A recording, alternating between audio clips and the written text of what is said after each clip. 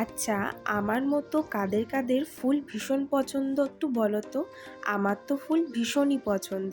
তাই গাছে যখনই ফুল ফোটে আমার তো মনটা আনন্দে ভরে ওঠে। হ্যালো এভরিওয়ান, আমি বারবি আর আমার ছোট্ট ব্লগে তোমাদের স্বাগত। মাকে বলেছিলাম অনেকদিন ডালপুরি খাইনি, তো দেখলাম মা বাজার থেকে ডালপুরি নিয়ে এসছে।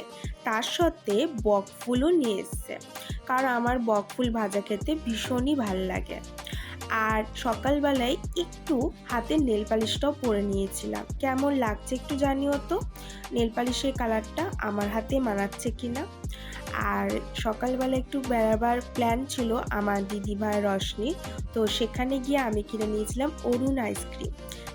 জানি তোমাদের সবারই খাওয়া হয়ে গেছে, আমারই শুধু বাকি ছিল। তবে আইসক্রিমটা কিন্তু দেখতে যেমন সুন্দর, খেতেও কিন্তু বেশ ভালো লেগেছে। এই আইসক্রিমটা দেখো কত সুন্দর দেখতে, বিস্কুটের সঙ্গে আইসক্রিম, বেশ ভালো লাগলো। আর আজকের লাঞ্চে ছিল কলাইয়ের ডাল, পনিরের তরকারি, ভেন্ডি ভাজা, আলু পটলের দো। বিকালবেলায় তো একটু বেরোতেই হবে, তো বেরিয়ে চলে গেছিলাম মন জিনিসে। তো মন জিনিসে কিন্তু গিয়ে আমি 3টে জিনিস ট্রাই করেছি। একটা ছিল নড়ের গুড়ের কাপকেক, একটা ছিল চিকেন হটডগ, আর একটা ছিল ফিশ রোল। তবে ফিশ রোলটা আমার অতটাও ভালো লাগেনি, তবে ওই দুটো জিনিস কিন্তু বেশ ভালো লেগেছে।